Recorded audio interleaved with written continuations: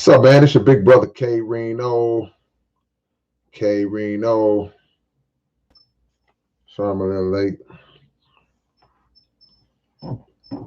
Man, I don't know if I'm using a different detergent, but this shirt smells good. And this shirt smells good.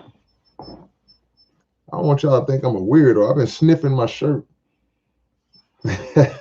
I've been sniffing my shirt for the last 10 minutes since I put it on. Like, and this shirt smells good. But anyway, don't pay no attention to me, man. It's your big brother K-Rino.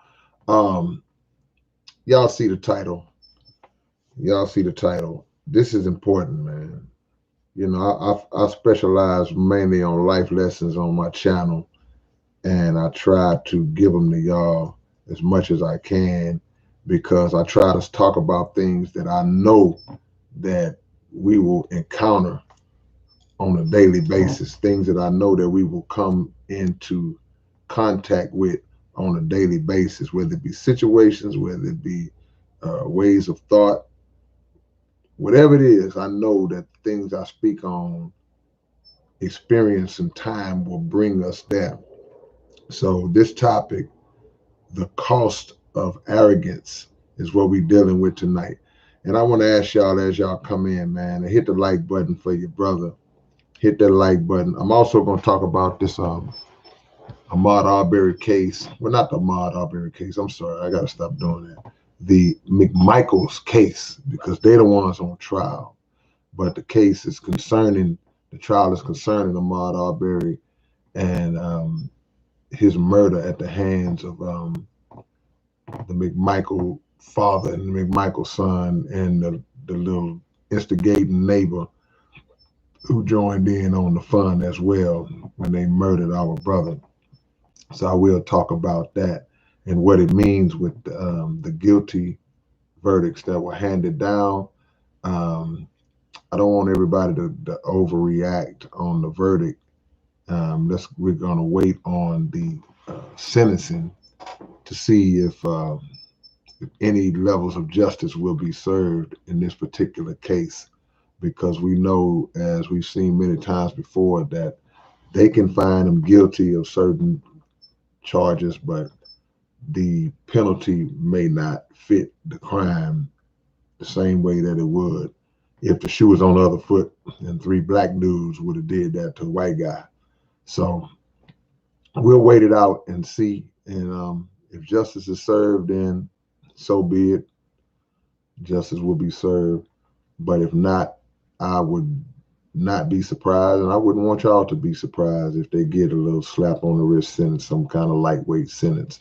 So don't get overreactive about the guilty verdict. But we're talking about tonight the cost of arrogance. Arrogance has led to the fall of a lot of people, a lot of great people, a lot of people that could have been great. Some people got arrogant before they got a chance to even reach the pinnacles of success. And we're going to really kind of go into the differences between arrogance and cockiness and the difference between those things and confidence and self-esteem, because the two are not to be mixed up. And sometimes you will have confidence, you will have self-esteem, you will display that confidence, that self-esteem, but people will accuse you of being cocky or arrogant when that couldn't be further from the truth. So when you think about arrogance, that's a person who has understood the power of their God-given gift, or they've come into the understanding of their God-given position or power that they may have, that people are gravitating towards and people are showing love to. And those accolades, those displays of love and admiration and wow, you're great, compliments and things of that nature, those things make a person start to get big-headed. It makes a person start to, as we say, start feeling themselves, and they grow into a mind frame where they feel like they are above or better than everybody else or anybody who they don't view to be on that same level. And when that happens, what has kicked in is the quality of arrogance. You start to look down on people. You start to mistreat people. You start to talk to people in demeaning ways. You start to view everyone as being below your standards. You start to treat people as servants, as people who are only there to serve you or to make you look good or to benefit you.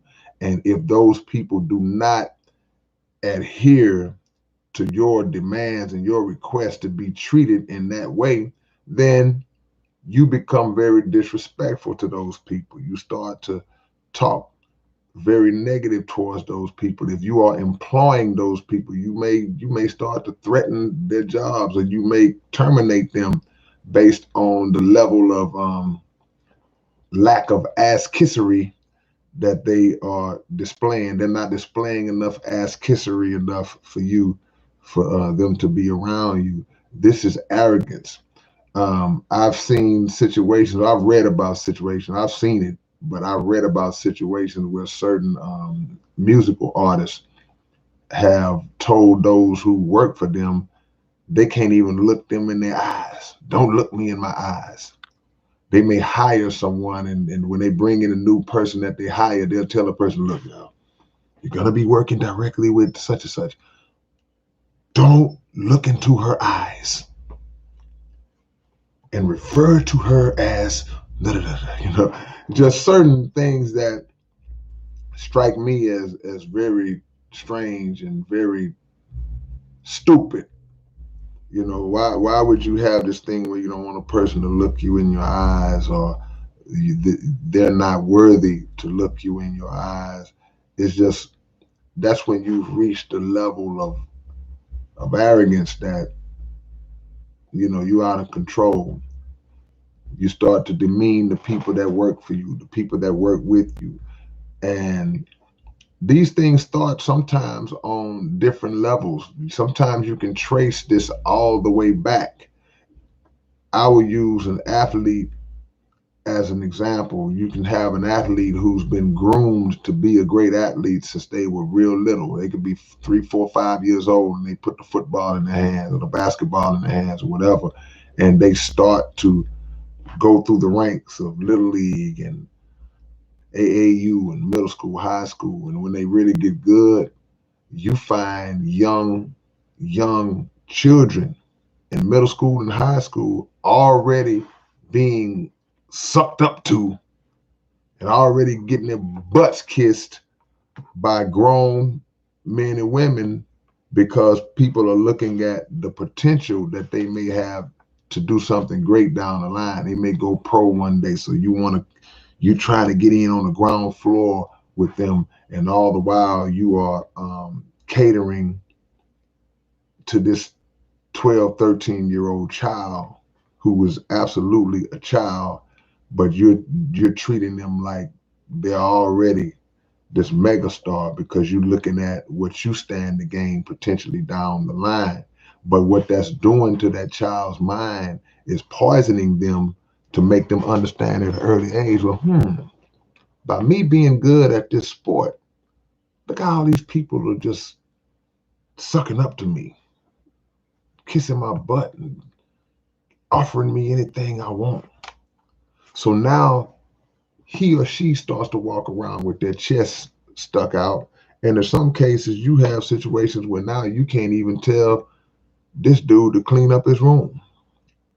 You can't even tell this cat to go cut the grass because it's beneath him now. The principles of raising him are out the window because you have now fallen into a pattern where you fear, oh man, if my son makes it, he may disown me.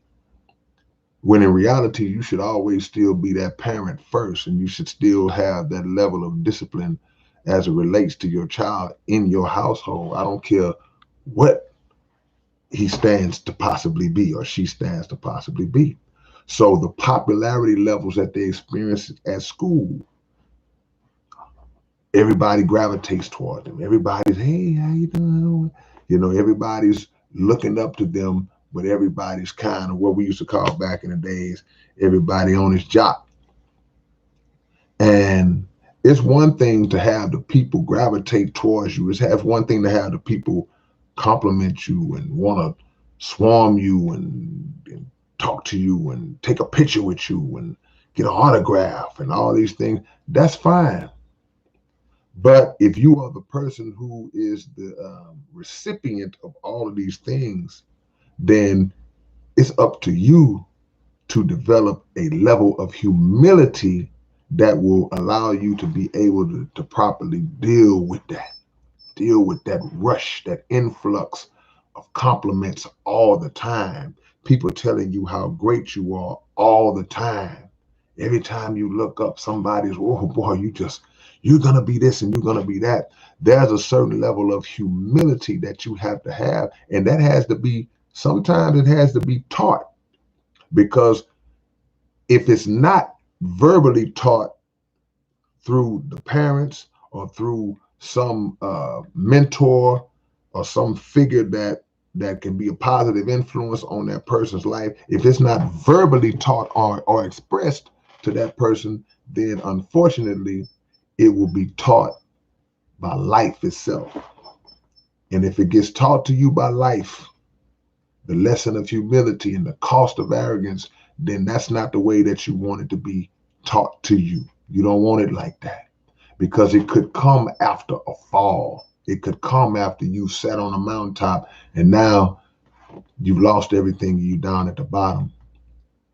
I did a song on my last album called On the Way Down. And that's basically what I was talking about people who reached that height of success, but they did people so wrong on their ascension that when it was time, when they fell off, not only did they experience the pain of falling off itself, but they also experienced the pain of not having those around them who helped them get up, because now they're looking at you like, remember how you treated me. So it happens in school. We all knew the popular guys in school, the popular girls in school. We all knew who they were. And some of them were cool. Some of them took it in stride. It was just they stayed grounded. They stayed level-headed, and they didn't let that popularity go to their head. But there were others who couldn't handle it. They couldn't grasp it because it came so fast, and they looked like, wow, I'm great. And yeah, you are great. Everybody's great in their own right. But you have to understand the trial that's connected to greatness, the trial that's connected to success. When God grants us levels of success, it's a test. The success is a test, and it's given to you to see how you will treat people, see how you will handle the prize. How will you handle it? How will you treat it? How will you treat those who don't have what you have, but yet admire you for having it? If they want to take a picture with you, how will you respond to them? They want you to sign an autograph. How will you respond to them? Do you become just a straight up a-hole when it's time to deal with your people, the very people who made you? And I think that gets lost a lot of times when people start to reach success. It's like they forget the reason why they are successful. You're successful because the Creator has allowed you to use your gift to touch people in a way that makes people want to come to you. It makes people want to spend money with you. They buying your jersey. They buying your tennis shoes. They buying your albums. Whatever product that it is, whatever it is that you do, the people are getting behind it. The people are supporting that. And they have financed everything that you have. Even if you say, well, you know, I did this and I worked it out, and this particular corporation gave me X amount of dollars. That still comes from the people, because I'll give an example. In the case of a rapper, you may sell 50,000 units independently. You did that on your own. Then that may lead to a record label giving you 1 million. So the people are still the doorway that you have to go through in order to reach your success. You're not doing these records are not selling themselves.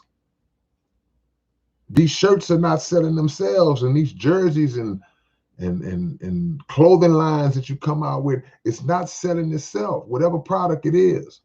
So when the people come to you in admiration, they don't owe you anything. You owe them. You owe the people the respect that they gave you. You owe the people for all the times that when you wasn't even around, they was mentioning your name in other cities, in other states. This dude is my favorite basketball player. Man, this dude is my favorite singer. She's my favorite rapper.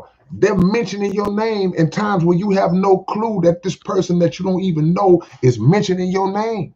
And they're giving you props to other people. They're telling other people how great you are. So they don't owe you. They have already done this. They've been giving you word of mouth promotion mixed in with financial support for however long they've been doing it. And then when the universe brings you together at a point in time, you come to their city to do a show or to play a game or to do a presentation, whatever it is you do. And when the universe brings y'all together, and it's finally that moment where this person who's been admiring you and showing you love all this time, they finally get a chance to stand face to face with you, and you just treat them like they nothing. Now, this is a moment in time for them. You don't necessarily regard it as a big moment because you meet people every day. You run into different people every day. Every day you get this. People are coming at you every day. You get this. But to them, this is a big moment. They got a chance to meet that dude they've been talking about all this time. And the way you treat them is something that they're going to remember forever, whether it's good or whether it's bad. But they're going to remember it just as much if it's a bad experience than they will if it's a good experience. And then you are no longer that person that they looked at, that they looked up to, that they looked to. You're no longer that. Now you a fraud in their eyes. And it's hard for them now to continue to move forward in support of you because you have shown no respect for all of the support that they've given you. How hard is it to take a picture? How hard is it to just sign an autograph? How hard is it to just be cordial, to be respectful, to say thank you? How hard is it to do that? But you feel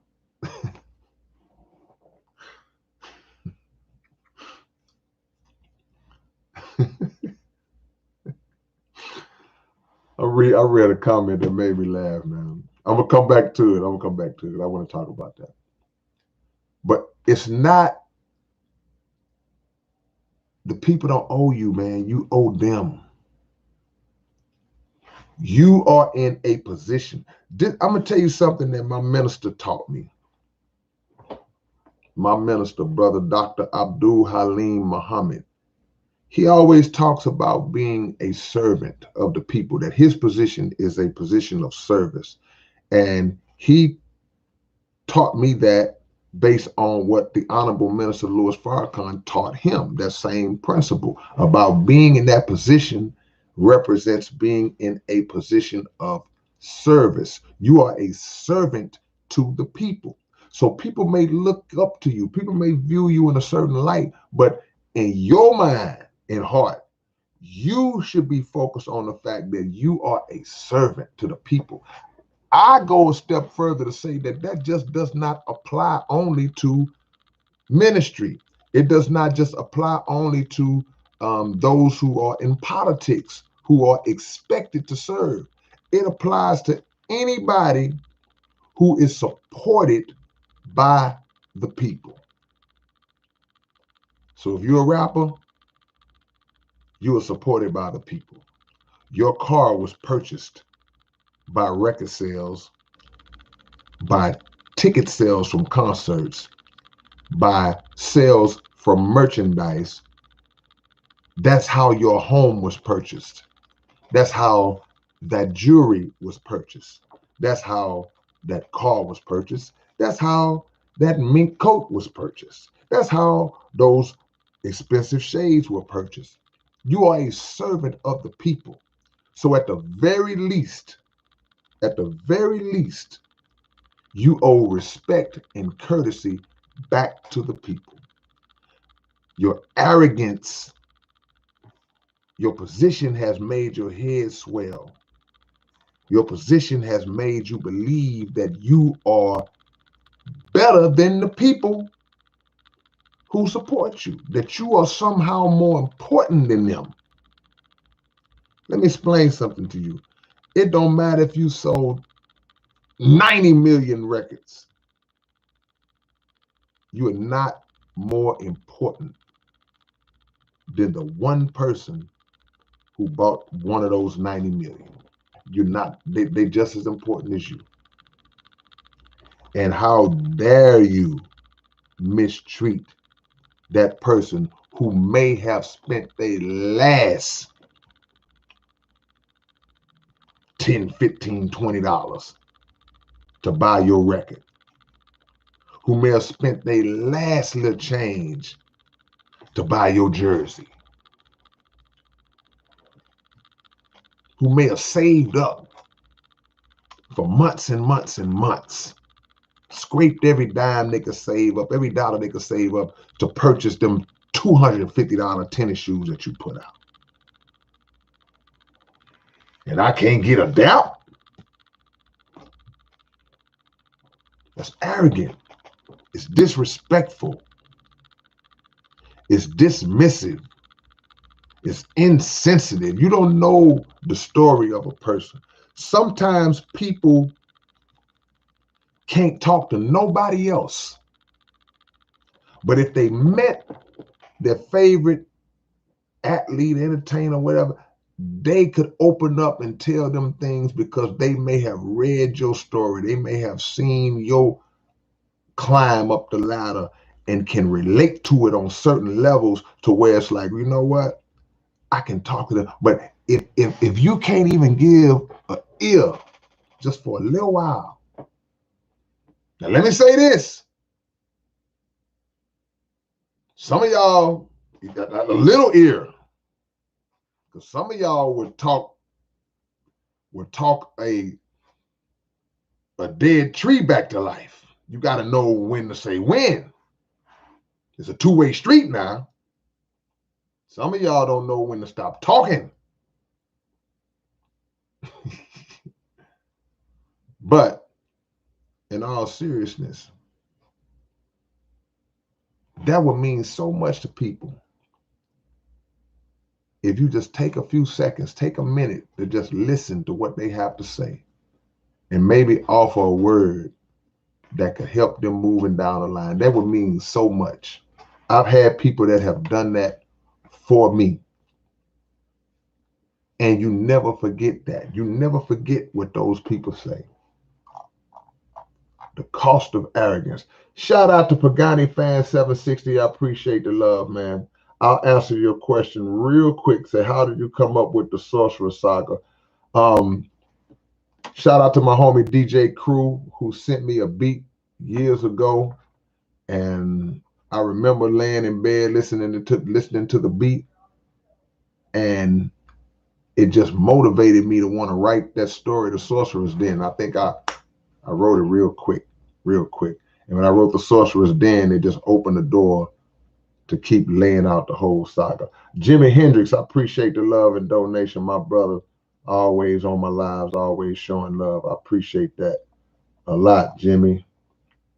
And the real. Thank you, man. Hey, man, this is off topic, but what do you do when you come face to face with difficult times? And keep going. You said it right. You got to keep going. See, this is one of the teachings of the Honorable Elijah Muhammad. He said that God created man to face and overcome difficulty. That's the words you use. You said difficult time. He said that God created man to face and overcome difficulty. So it's two steps to it. First of all, you face the difficulty. You encounter it. Oh, okay. I'm getting ready to go through a rough patch. You face it. Then you overcome it. You don't bow down. You don't turn away from it. You don't run from it. You overcome the obstacle that is the difficulty, and then it builds your character. It makes you stronger. So whatever it is, you have to figure out a way to master the difficult situation. And when you master it, I always use this analogy. It's like playing a video game that has different levels you got to go to get to the end. When you first start playing it, it's always at one level that's hard for you to get through. And then you got to start over. Then you get back to that level. You get start over. Then sooner or later, you figure it out. And after you play it so long, that level ain't nothing to you no more. So you face the difficulty, you pray for the solution, and then you pray for the strength to overcome it. Then you start to create the formula to overcome the difficulty. I hope I answered your question, man. But we're talking about the cost of arrogance. What is the cost of arrogance? What price do arrogant people pay when they don't catch themselves and learn from being that kind of person? A lot of times they lose the things that they have built up. Because if you look at the way that life works, the greats of the great, no matter who you are, there is a position that's available in every field, and I mean a top spot. But you only hold that spot for so long. I don't care who you are. I don't care what field that you're in. And the shirt smell good. Shirt smell good, man. Whoo! But if you get in that spot, you have to know history. You have to understand that, okay, there were people before me who were at the top. They're not there no more. I'm not guaranteed to be in this spot forever. So I have to utilize and respect this position to the best of my ability and make sure that I treat people right when I'm in this spot. So by whatever means that I'm not in it anymore, whether I just naturally fade out of it, whether it's somebody else's time and they just supplant me and I bow out gracefully, whatever it is, I'm going to make sure that when I'm not in that spot, when the people talk about me, they'll say, well, yeah, he was nice in his day. Yeah, you want people to say good things about you. Everybody's not going to like you, even when you are humble and have humility and treat people right. Sometimes the people you treat right don't have something negative to say about you because they have a problem. But all you can do is control what you can control what you are able to control. And that's how you deal with people. That's how you keep yourself in check. You can control that. You had the best night of your life and everybody just hitting you with love in all angles. You got to go pray on that. You got to pray that God keeps you level-headed. Don't let me get beside myself and start to get arrogant and start to feel like I'm all that. Don't let me get vain. You have to ask for that and then act on that. Because if we are left to our own devices, we'll start feeling ourselves. And then when you lose what you had, you might lose your mind right along with it. Because some people can't deal with the fall.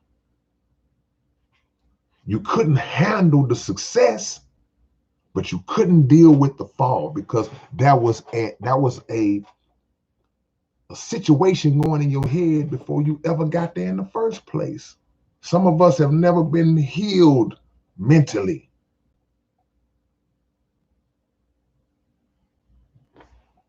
See what y'all talking about, man. When the arrogant person sees someone that isn't prideful as them constantly surpass them without trying, because that person shows positive vibes and gives love whether they win or lose.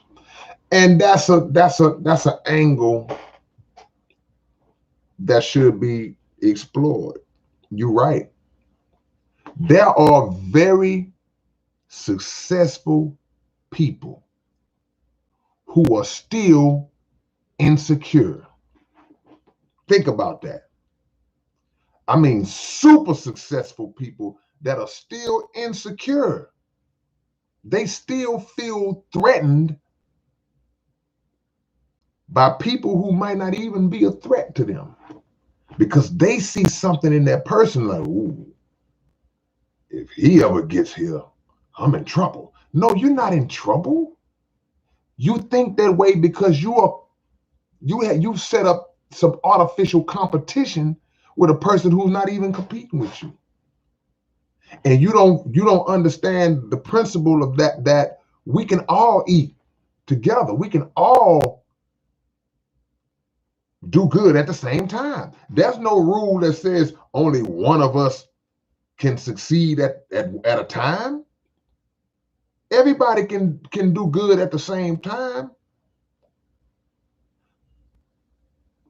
So a person like that, they have a fear of even helping somebody else come up because they grasping on to that spot that they think belongs to them. That spot don't belong to you. You are like a president. You are like a person who holds an office. You can only hold it so long. You don't get it for life. It's not a lifetime rulership. You have a term. You're going to be the hottest rapper for a term. You're going to be the greatest ball player in the league for a term. Short period of time. And when I say a short period of time, it could be 15 years. LeBron James, greatest player in the game in this generation. But a day is going to come where he's not going to be. I've been around a long time. I remember when Michael Jordan was the greatest thing ever. Michael Jordan's almost 60 years old now. He can't play basketball no more. Time consumed his greatness in that field. I can think of rappers that was just the ultimate, like, man, these dudes are going to be great forever. Who's going to be better than these guys? Well, there's a whole lot of people that came along and was better than those guys because time consumed their greatness, or they didn't appreciate their greatness enough to continue to work on it and hone it to at least stay level. You may not be up at the top, but if you dip, you can at least kind of dip and level off. The cost of arrogance is the loss of respect from those who once respected you, the loss of love from those who once loved you, and the loss of appreciation from those who once appreciated you is no worse feeling than to have somebody who once held you in high regard to now look at you like, it's no worse feeling than that. If you have a heart, you feel like you let those people down. And the shirt smell good. But at the same time, it's a simple principle to understand that all you got to do is put yourself in the position of the person who's face to face with you. It's that simple. Because we make the mistake in arrogance, we make the mistake of treating people in ways that we would never want nobody to treat us. Everything that somebody is in a position to do as it relates to you, you have been in a position with somebody else. That was somebody you wanted to meet. That was some hand you wanted to shake. You have to always treat that person. You have to always visualize the roles being reversed. And I'm saying this if you are the type of person who instantly has it in your mind that these people who love you so much are a nuisance to you or an annoyance to you. I'm not talking about the person who naturally understands that principle and automatically treats people on the level. Some people are naturally like that. Some people just naturally like, hey, I already understand to give respect to a total stranger. I'm gonna respect the bum that's outside of the store. I was trying to find a better word for bum, but he bumming money outside the store. I'm gonna respect that person. I'm not gonna look at him like, speaking to me for. See? Reverse the roles. When you see them approaching, you know. See, look, let me tell you something about your big brother. I'm gonna put a disclaimer on this. I know I ain't all that. I ain't acting like I'm no major dude. I'm not no major dude. I understand who I am. But I know that people got love for me. So you have to understand how to see it in people's eyes. I'm thankful for the look that I see in people's eyes when they approach me. I'm grateful for that. I understand what you're thinking because I've approached somebody with that same look in my eyes before. And I know what they're thinking. This is a moment that has been a long time coming for some people. I want you to leave from me. When you walk away from me, I want you to have that same look in your eyes. I want your view of me to be greater when you walk away than it was when you first approached. But on the same token, to the arrogant person, you have to understand, I'm saying this to the arrogant person. Now, the messed up part about it, a lot of arrogant people don't know that they're arrogant. So me saying this might not get through because she ain't talking about me. Because the biggest problem with a person who's cocky and arrogant, they don't know it. They don't think they are. What do you mean I'm arrogant?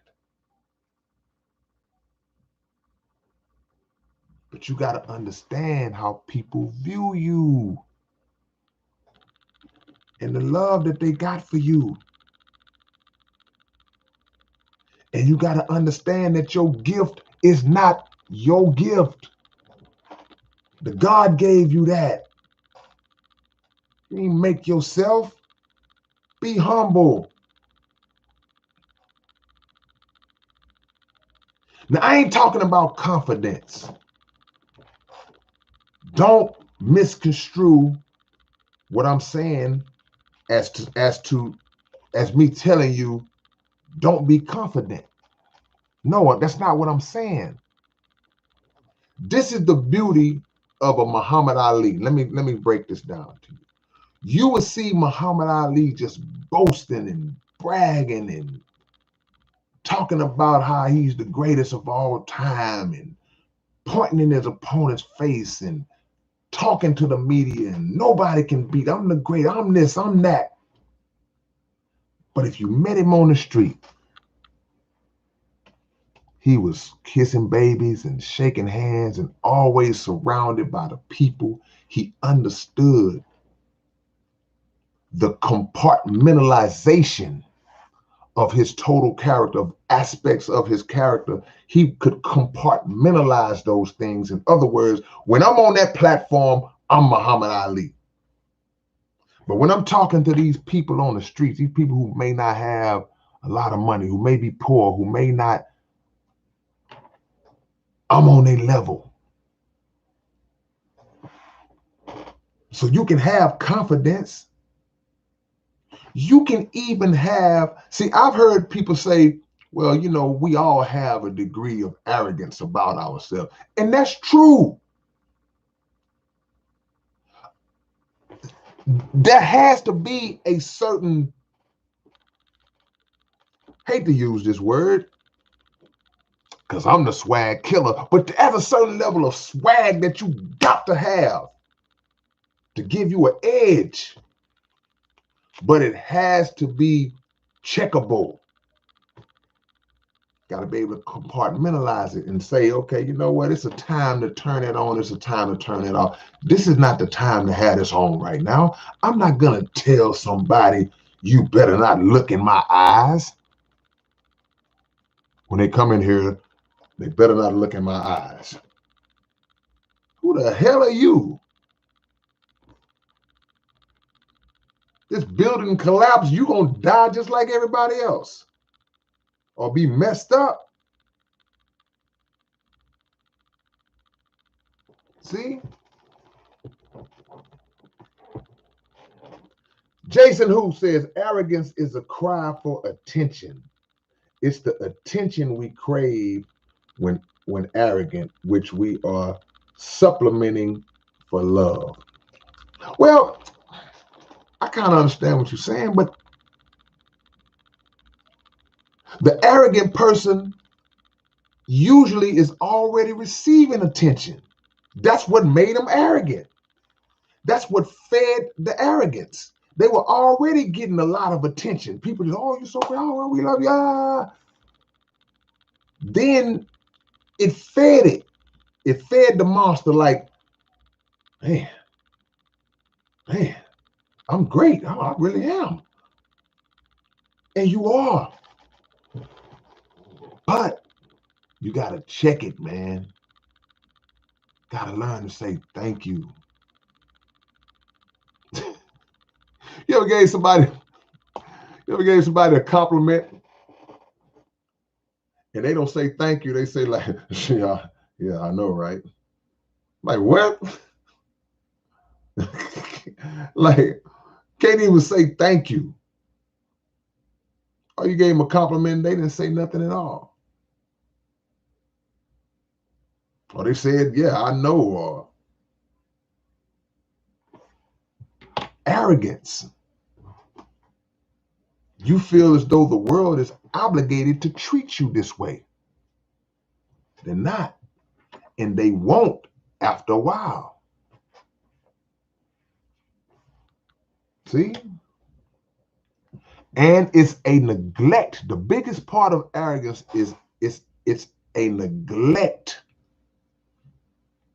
by the person to pay homage to the true owner of the gift and the true deserver of the praise, which is the Most High, God himself. You putting yourself way too high. You acting like you did this. You didn't do this. God did this. And he tested you. Wanted to see how you was going to act when he put you on that pedestal. Then you mistreated people and he snatched you off of it.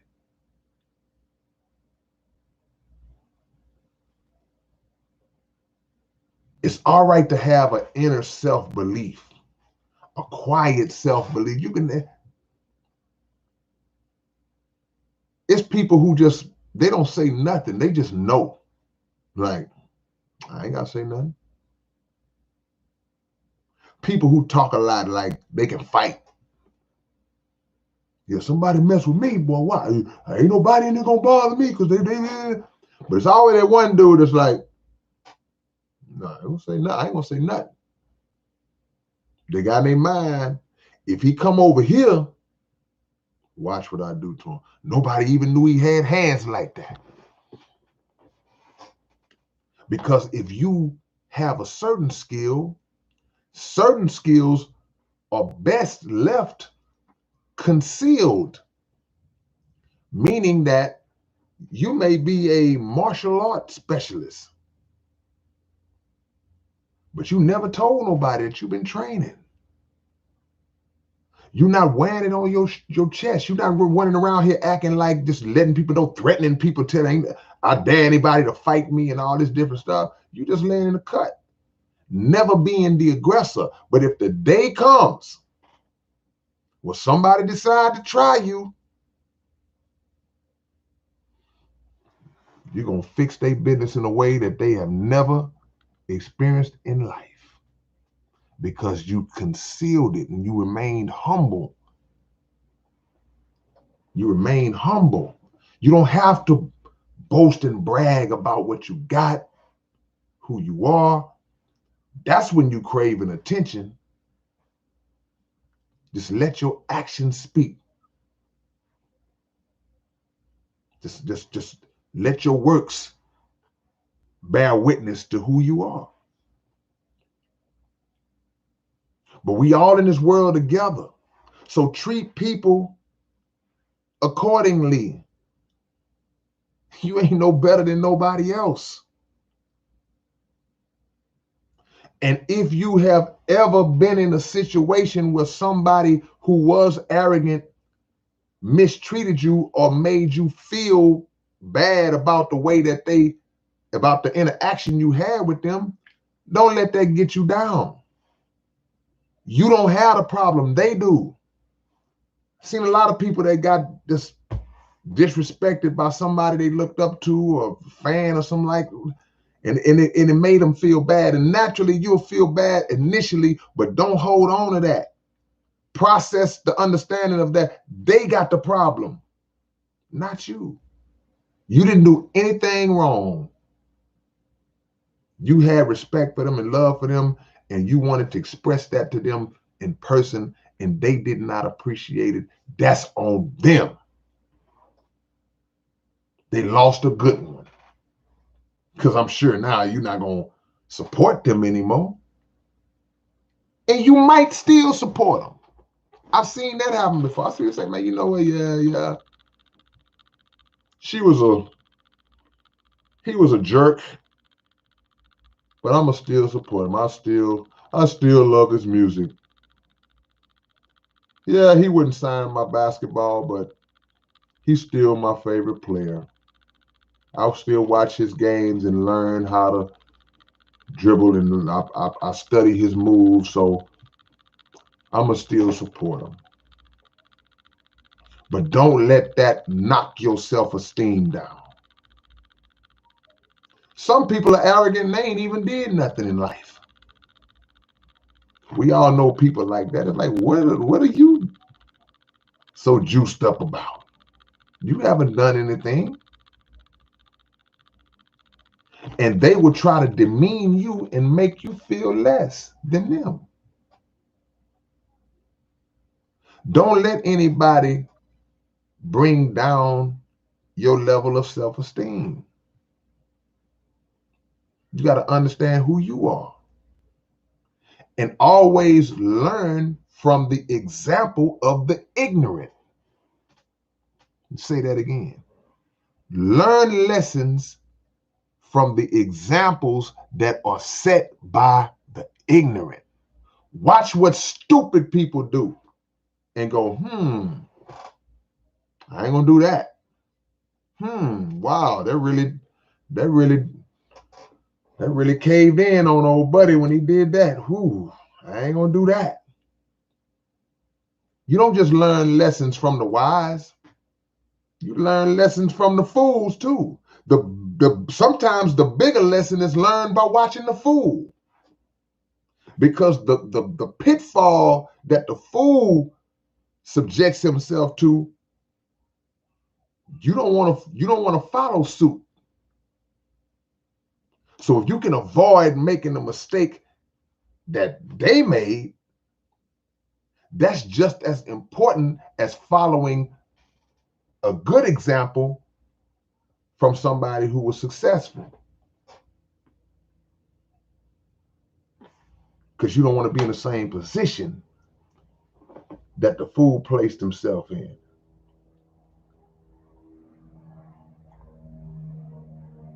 Let us see.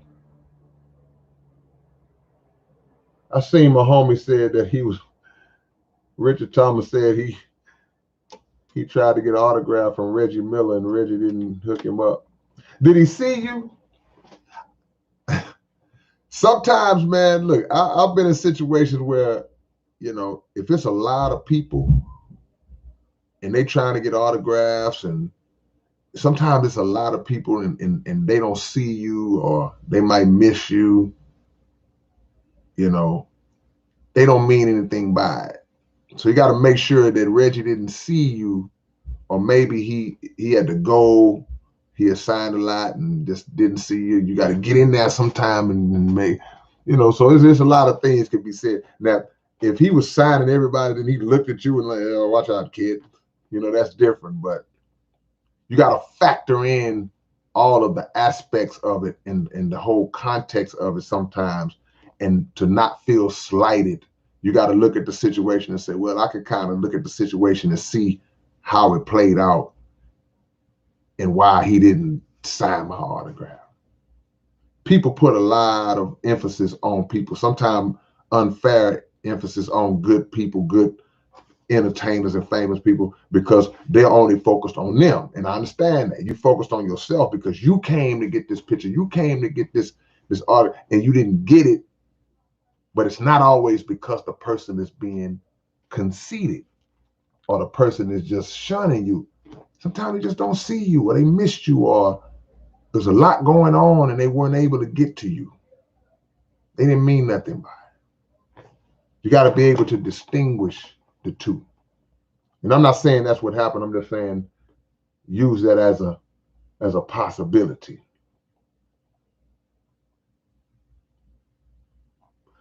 Y'all drop y'all locations, man. Let me know where y'all at. Drop your locations. I always love to see where my folks at. Hold on, time out. Uh-oh.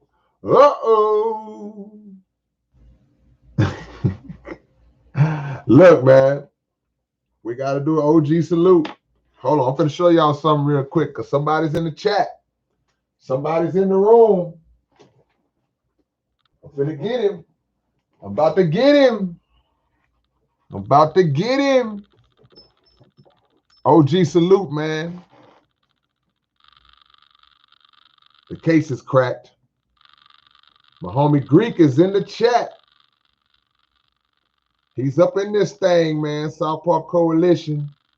This what I need. Y'all know what I need. I need peace signs, power fists, 100 salutes, love. Anything that represents love, man. I need y'all to put that up for my OG. The one and only, my homie Greek is in the building, man. He's in the building. But on the cool, though, I need an OG salute, man. He don't make many appearances in the, somebody said play a Greek track. See, you know SPC history. I'm sort of uncracked side. If you know who Greek is, y'all know SPC history. See, he's up in this thing, man.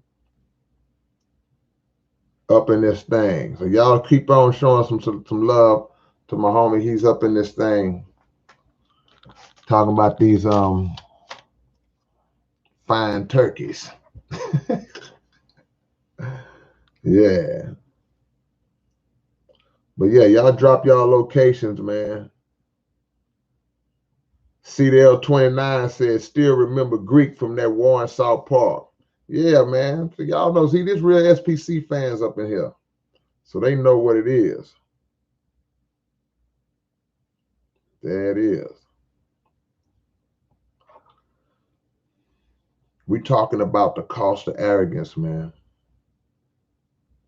Don't be that person. Don't be that person who you might have let a person down by the way you treat them. But in truth, you letting yourself down. You're letting down nobody but yourself. You're letting yourself down because in the long run, the cost of your arrogance is going to cost you a fan. It's going to cost you a position. It's going to cost you some love and admiration. It's going to cost you some money. It don't take nothing to be nice. Not be a fool, not be naive, because there's people in the world that would try to take advantage of you. So there's a level of guarding that you have to have over yourself naturally. I ain't saying be gullible. I'm just saying your initial response should be a response of humility until somebody causes you to have to be otherwise.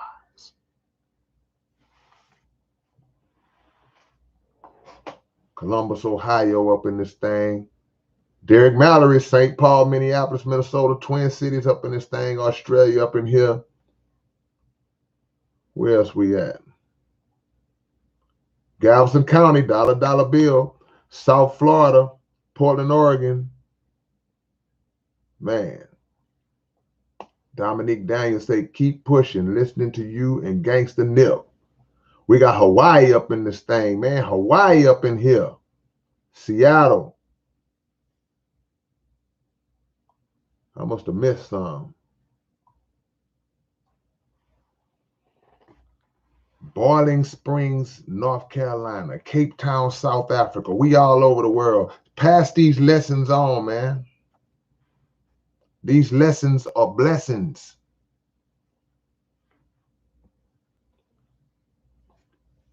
Don't be that person. What if a little child approaches you? What do you think that the mistreatment of a young child, look, you can traumatize an adult if your arrogant nature infects them. But what do you think the effect is on a young person who you mistreat like that? You don't want to be that dude, man. Or that lady. Because some of you females get real arrogant too. Some of y'all are arrogant in everyday life. We're going to have balance on here now.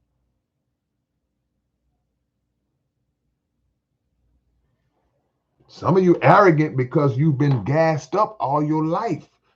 Guys telling you how good you look, how fine you are, and all these different things. And you won't even say thank you when a man opens the door for you. See? Some of you on Instagram, and you're posting pictures and showing off your goods and all that. Now you've accumulated 200, 300, 400, 500,000, 1 million followers, and it's made you arrogant. It's made you to where you feel like men have to give you money in order to even have a conversation with you.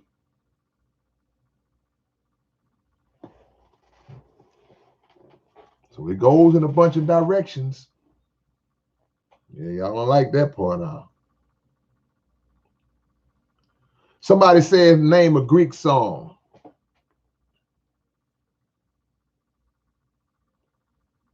Greek is your album on YouTube?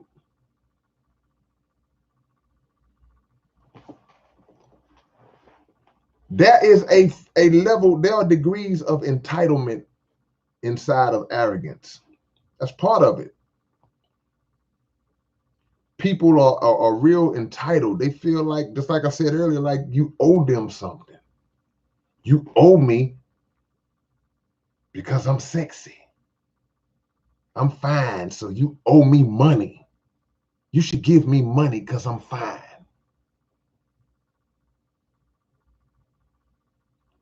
You should give me money, or you should just ride my jock, or come back to my room with me because I'm famous. I got a song on the radio. Come on, man.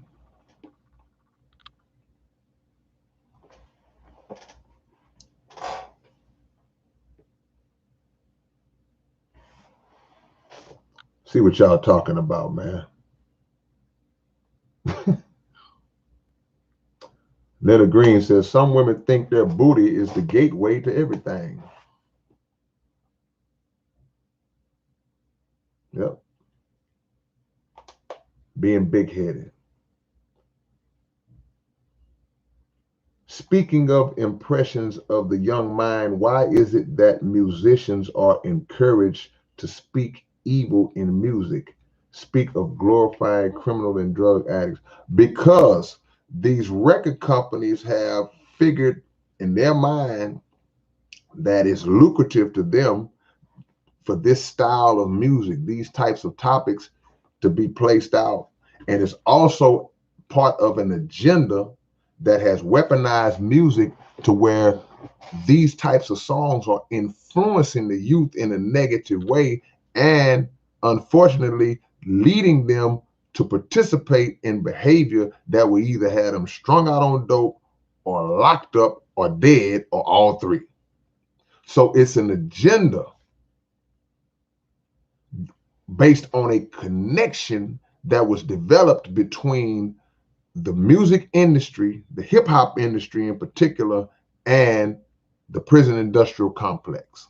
So the prison industrial complex need to fill those prisons. So through the utilization, the misutilization of hip hop, they have now moved conscious hip hop out of the picture and have glorified what you said: criminalization, materialism, drug use, sex. All of this is in the music.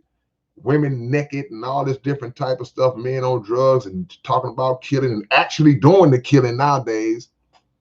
All this is a connection to the prison industrial complex and a part of a depopulation plan that the record industry is complicit in, along with government and the prison industrial complex. It's an agenda. Sobriety in the building. Lester Smith said it's marketable to people with more dollars than cents. Richard Thomas, is it true about the secret meeting in the early 90s? That's what I'm referencing. See, here's the deal. This is what we have to understand. And we're getting off topic a little bit. I'll do it for a minute. We got to understand that there is spiritual wickedness in high places, and they meet concerning us all the time. They are constantly meeting and planning around ways to destroy you. Period. This is what they're doing. They're figuring out ways to control the population. They're figuring out ways to weaponize the weed that you like to smoke so much. And they've done it. They've weaponized the food that we like to eat so much. They've done it. They've weaponized music. They have made everything that would appear to be natural and good, they've taken that and made it to work against us. Oh, they like to eat? Let's poison this food. Oh, they like this type of music?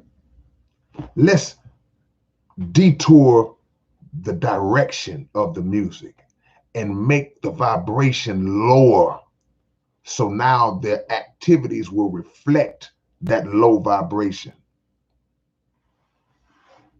People are scientists. Wicked, dirty scientists, but hey, they scientists nonetheless. Mad scientists.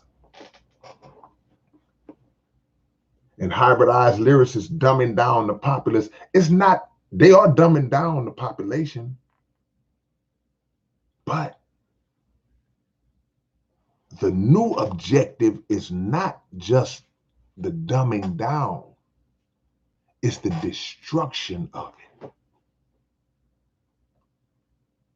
They understand now that it's in their, this is their thinking.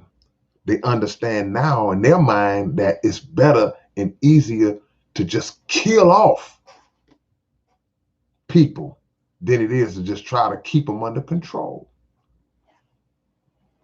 Those were the words of a man named Zbigniew Brzezinski.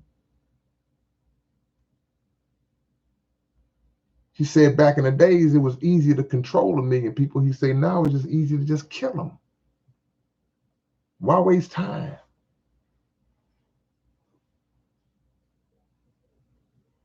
JoJo Jones, they weaponize everything that has anything to do with black people. 100% fact. Even if we create it, they find a way to infiltrate it, desecrate it, dominate it, and everything else that rhymes with ate it.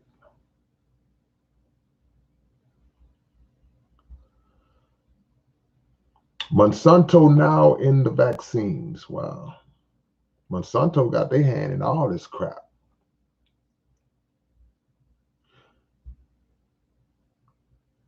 Crowman 84, they use the arrogance of the youth and the people at the top to remove the soul of our nation. Well, they have created the atmosphere that leads our youth to take on their mindset, because they give them a lot of money.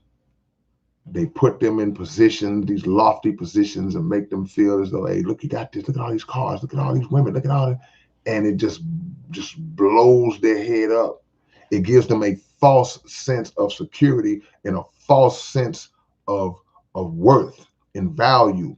Now, do they have value? Of course, our young people have value. They are the most valuable. But the things that have been applied and attached to them has been made them to believe that is the value. That is what gives them value, and that's not.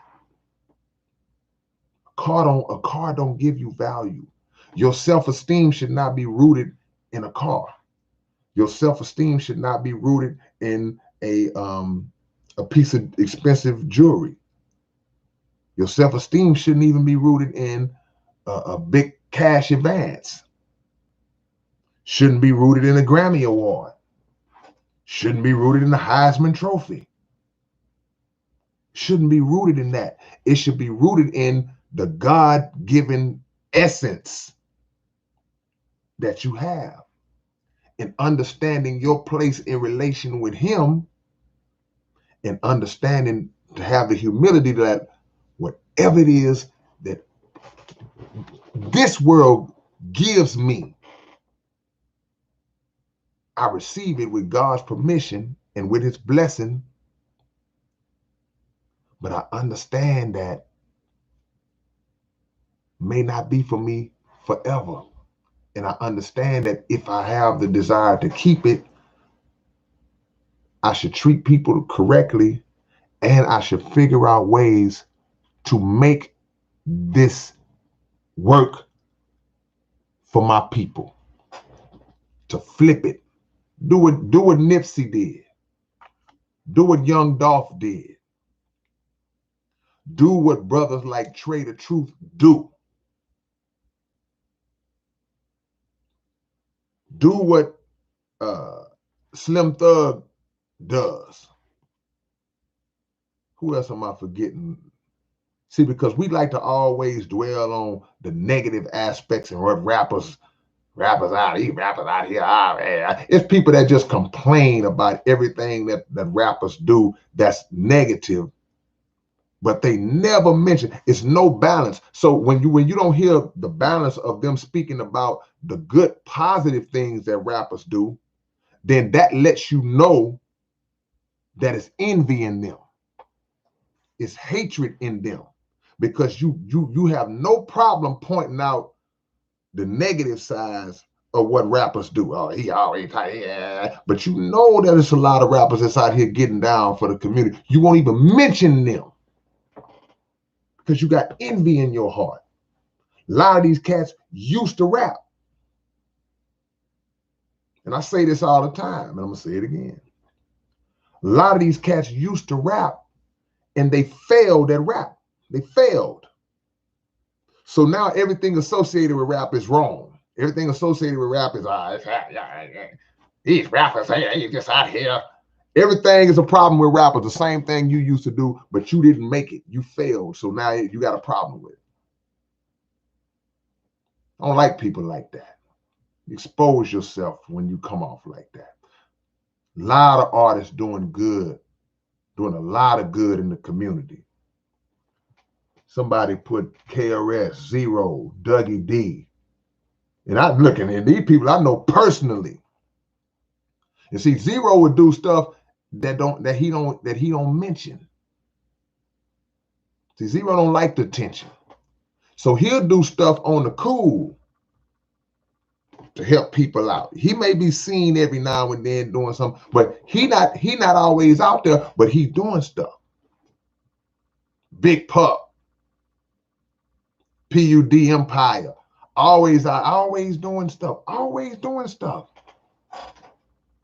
Don't nobody want to talk about the good that a lot of artists, I'm naming artists that's from my city right now, but it's a lot of artists that are not from the city, that are mainstream artists. We're not just going to dwell on the negative, man. I'm not going to let y'all get away with that. When you see a person that's always dwelling on the negative aspects of something, they're a hater. That's what a hater is. Like, man, why you always talking negative about this? You never got nothing good to say.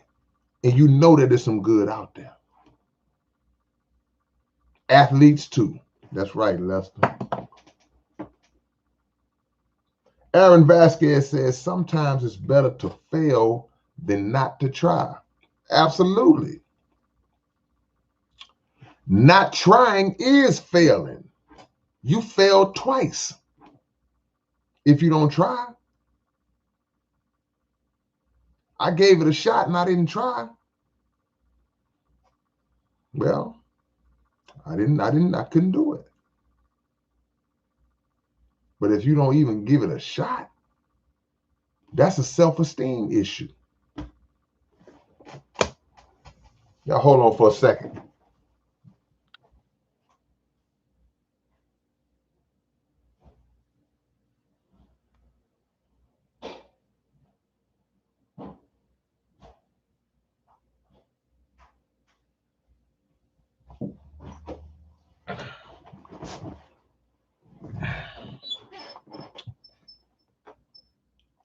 So keep in mind, man,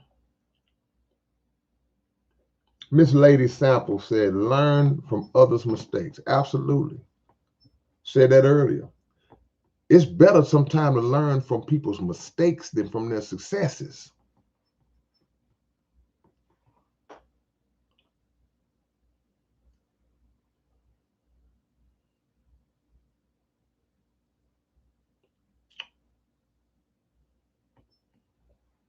Stay humble, man. And if you're not humble, be humble. Become humble. There's greatness in humility. Humility does not always, I ain't gonna say always, humility does not mean that you're weak. Being humble does not mean that you're soft.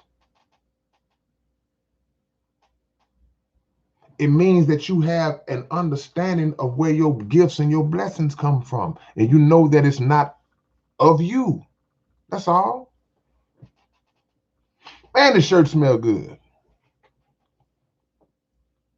You have to understand that God is the author of your blessings and your successes, not you. Don't treat people like they're lower than you. Stop doing that. Don't be a sucker. It's a balance. You got to learn the balance. But it's simple. Hey, man, how you doing? Hey, man, how you doing? Nice to meet you. Not, hey, man, how you doing? Watch out, man. What? What?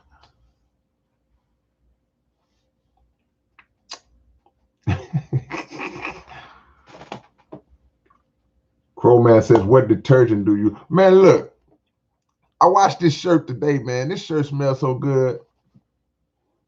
Man, this shirt smells good, man. This shirt smells so good, I don't even want to wear it no more.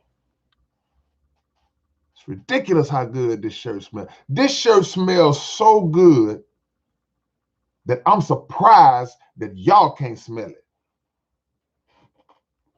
This shirt smells so good. Hold on. Y'all got to be able to smell this, man. Tell me y'all don't smell this shirt.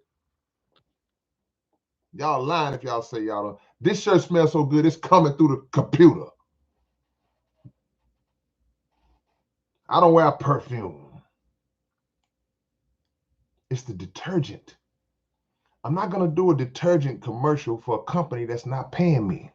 I can't give them an endorsement, but I can say that they've done a fantastic job,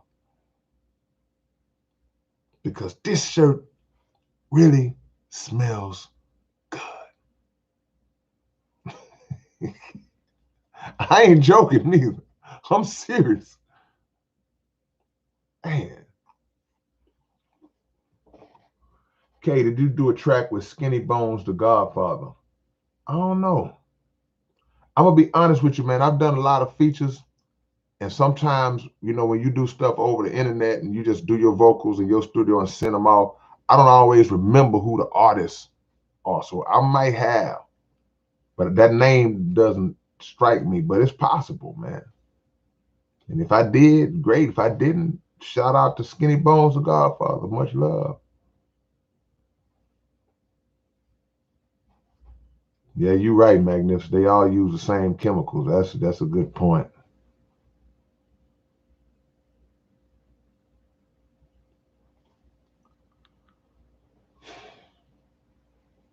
Some people at your job, man, that are in positions of I guess I would say authority at your job. They the manager, they the supervisor.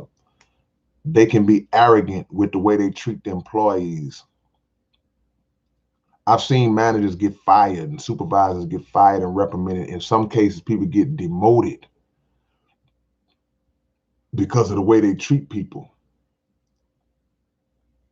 When you are placed, this is another degree of arrogance that I got to touch on real quick.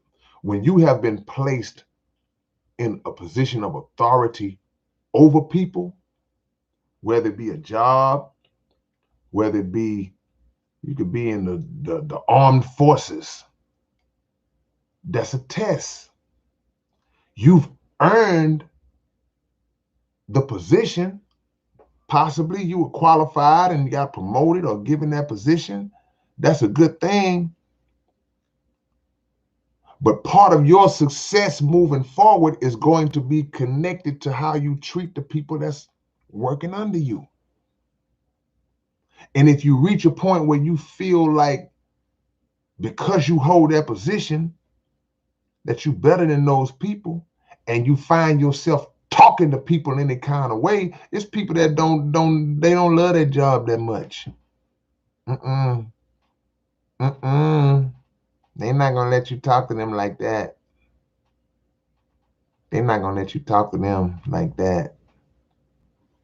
Gonna cuss you out and walk off the job, or cause bodily harm to you. When you are placed in a position of authority over somebody, then you have to be mindful of how you treat them. You want to get the best out of people. There's a saying that goes, you don't beat the water when you're trying to catch fish. You have to be gentle. You have to be quiet. You can't disturb the water. There has to be a level of peace implemented in order to effectively catch fish. Some even say, well, you attract more bees with honey. But that don't really make sense because the bees make the honey. But y'all understand I understand what they meant when they said that. The reason why people don't stand up for themselves, Jimmy, is because a lot of people are afraid. You know, they don't want to lose their job. Man, I got to take this, man. I need this job. But you got to trust that the Most High will provide for you. He doesn't want you to be disrespected. So if you are the supervisor and you are the manager, treat your staff with respect. You're not the only one who deserves respect. Look at the arrogance of certain police officers. You have police officers who automatically come at you with disrespect just because of the position that they hold. And they talk to people like they trash for no reason, unwarranted. They talk to people like they trash. No respect. Because in their mind, I'm a police officer. You should respect me and me only. That's arrogance. And it's dangerous arrogance. Because there are people who, just like on a job, they may walk off a job, they may cuss you out, they may beat up the manager before they go. There are people who won't even let a police officer get away with that. We don't condone that type of activity, but the reality is people take out cops all the time. So the greater position that you hold, the more responsibility that comes with it. To whom much is given, much is required. You are in a position to where you are not just, the respect is not one-sided. You should be looking at people too like, yeah, I'm a police officer, but I'm a public servant. There go that word again. I'm a public servant. My job is to not be overly aggressive and disrespectful and ready to escalate something that shouldn't be escalated, in particular with black folks and brown folks, but y'all know how I go. My job is to assess the situation, de-escalate it, and try to make sure that I, as a police officer, and the people that I'm dealing with, that we all make it home tonight. But the arrogance is fueled by the position, and it's also bolstered by the degree of weaponry that the officer has on him. So Nas nuts is like melons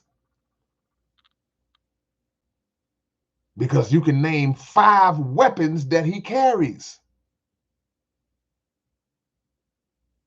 So it's not, that's why it's false. That's why it's artificial, because they're not gonna act like that. If that were just some rule that police officers couldn't carry the weapons that they carry, they wouldn't act the way they act. Some might, all of them wouldn't. It wouldn't be as much, they wouldn't be as overbearing as they are. They are like that because they know that they have the one thing that gives them the ups. My bad, Jimmy, is flies. I thought about flies, but somebody said you can catch more flies with honey. Why would I want to catch flies? I don't know. But the arrogance of certain police officers, not all, because I know how y'all like to, yeah, you talking about, man, I got friends as police officers. Some of my best friends are police officers. My point is, they know they got a pistol. Let's name them all. You got a gun. You got a taser. That's two. You got a little stick. That's three. You got some pepper spray. That's four. What's the fifth thing that the police officer has that promotes some of the arrogance? What's the fifth thing? See if y'all know. What's that fifth thing?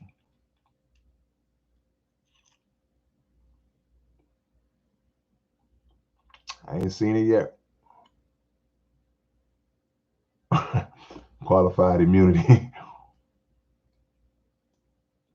A lot of people saying the badge. Okay, training. We can throw training in there because because a lot of the police officers now are being trained in the Israeli training, the Krav Maga. They're using that's how they killed George Floyd. Jimi Hendrix, ding, ding, ding, ding, ding, ding, ding. You just hit it on the head. They got backup. They got numbers. But there's a bigger weapon that they have also. They have a judicial system, and they have a police force that will protect their actions and cover their actions. Then they have a judicial system who will acquit them of their actions. So they got all these weapons, and that makes them arrogant, mixed in with the hatred that they already got for you, which in a lot of cases is what made them join the police force in the first place. Hit the like button if y'all haven't already. I love to get to 100 likes if I could tonight. It's possible.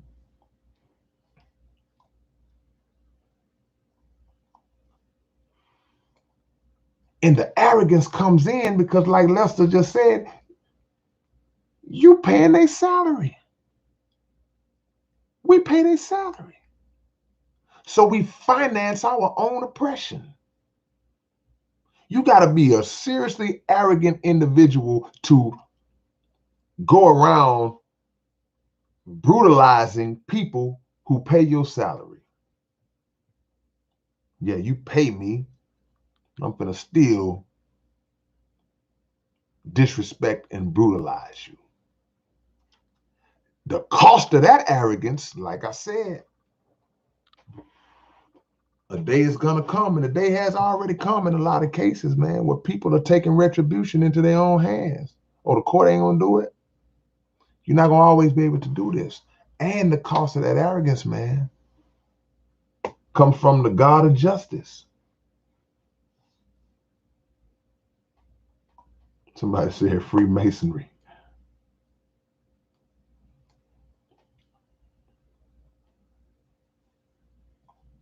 Come on now.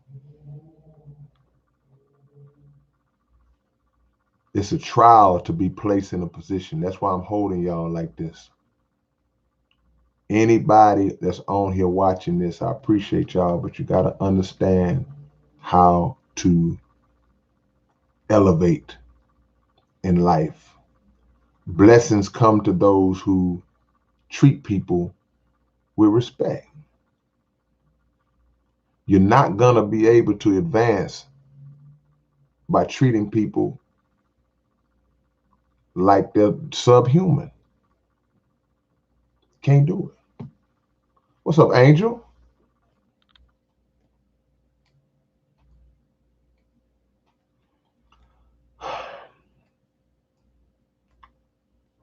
There's a guy who always comes on here want to debate me about Malcolm X and the Honorable Elijah Muhammad and that connection. I want y'all to go on my channel and watch the video of the interview I just did the other day with Brother Demetric Muhammad. It's called Who Really Killed Malcolm X? I want y'all to watch that video, watch that interview. I'm off topic, but I want y'all to go watch that interview that I conducted with our great brother Demetric Muhammad. Watch it tonight if you're still up, or watch it tomorrow when you get a chance to, because it answers a lot of questions, and it comes on the heels of the exoneration of two brothers from the Nation of Islam that were accused of assassinating Malcolm X, and they did not do it, and they spent decades in jail. They were finally exonerated. Brother Norman 3X and Brother Thomas 15X. One of our brothers, unfortunately, has passed away. The other brother's 83 years old. He lived to see his exoneration. But there's so much evidence that existed way back at the time Malcolm was assassinated that was never taken into consideration. So now finally they've taken it into consideration. And hopefully this will contribute to the exoneration of the Nation of Islam, who has always maintained that they had nothing to do with the assassination of Malcolm X. This is just another stepping stone to solidifying that. So I know I got off subject, but I just wanted to speak on that. And shout out to RIP to the daughter of Malcolm X, one of the younger daughters of Malcolm X, who passed away the other day as well. Blessings to her, blessings to the whole family. Malika Shabazz, nothing but love and respect.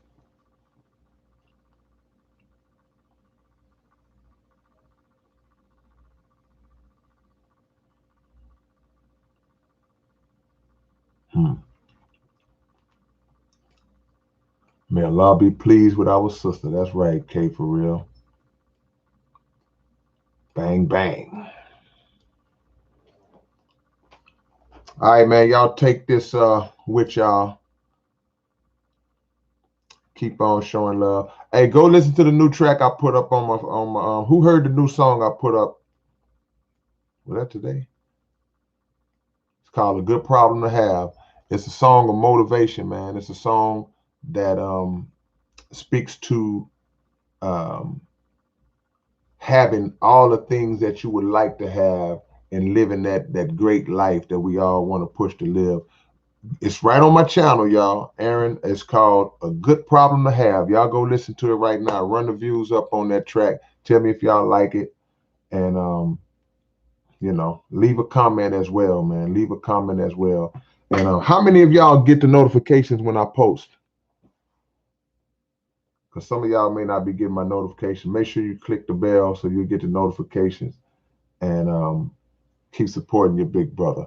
All right, man. It's your big brother, K-Rino. Peace and love, man.